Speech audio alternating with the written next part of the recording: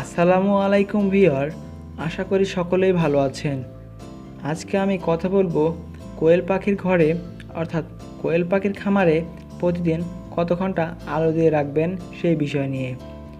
কোয়েল পাখির জন্য আলোর ভূমিকা অত্যন্ত গুরুত্বপূর্ণ, কারণ আলোর উপরই কোয়েল পাখির ডিম উৎপাদন এবং স্বাস্থ্য রক্ষা অনেকটা নির্ভর করে। এই জন্যে কোয়েল পাখির খামারে পরিমাণ মতো আলো দিয়ে রাখতে হবে। তো চলুন জেনে নেই কোয়েল পাখির খামারে প্রতিদিন কত ঘন্টা করে আলো দিয়ে রাখলে এদের উৎপাদন বৃদ্ধি পাবে।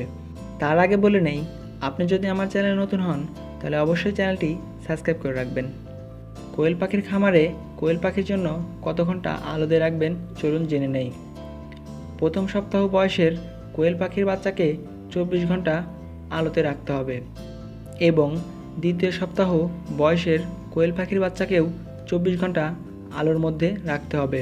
তৃতীয় সপ্তাহ বয়সের কোয়েল পাখির বাচ্চাকে 12 ঘন্টা আলোর মধ্যে রাখতে হবে এবং চতুর্থ সপ্তাহ বয়সের কোয়েলের বাচ্চাকে 12 ঘন্টা আলোর মধ্যে রাখতে হবে। পঞ্চম সপ্তাহ বয়সের কোয়েলের বাচ্চাকেও 12 ঘন্টা আলোতে রাখতে হবে এবং ষষ্ঠ সপ্তাহ বয়সের কোয়েল পাখিকে 13 ঘন্টা আলোতে রাখতে হবে। সপ্তম সপ্তাহ বয়সের কোয়েল পাখিকে 14 ঘন্টা আলোতে রাখতে হবে এবং অষ্টম সপ্তাহ বয়সের কোয়েল পাখিকে 15 ঘন্টা আলোর মধ্যে রাখতে হবে। নবম সপ্তাহ বয়সের কোয়েল পাখিকে 16 ঘন্টা আলোর মধ্যে রাখতে হবে এবং বাকি সপ্তাহ অর্থাৎ রিজেক্ট হওয়ার আগ পর্যন্ত বয়সের কোয়েল পাখিকে 16 ঘন্টা আলোর মধ্যে রাখতে হবে। তো এখানে দেখেন, প্রাপ্তবয়স্ক কোয়েল পাখির জন্য দৈনিক 16 ঘন্টা আলোর প্রয়োজন হয়। তবে অনেক খামারে আছেন যারা প্রাপ্তবয়স্ক কোয়েল পাখির খামারে 24 ঘন্টা অর্থাৎ সারাদিন এবং সারা রাত আলো দিয়ে রাখেন। তাদেরকে বলি, আপনারা প্রাপ্তবয়স্ক কোয়েল পাখির ঘরে 24 ঘন্টা আলো দিয়ে নেওয়া রেখে আপনারা 16 ঘন্টা আলো দিয়ে রাখবেন, তাহলেই কোয়েল পাখির জন্য যথেষ্ট হবে। আর কোয়েল পাখির খামারের উৎপাদন অনেকাংশে আলোর উপরই নির্ভরশীল, তাই কোয়েল পাখির খামারে পরিমাণ মতো আলো দিয়ে রাখতে হবে।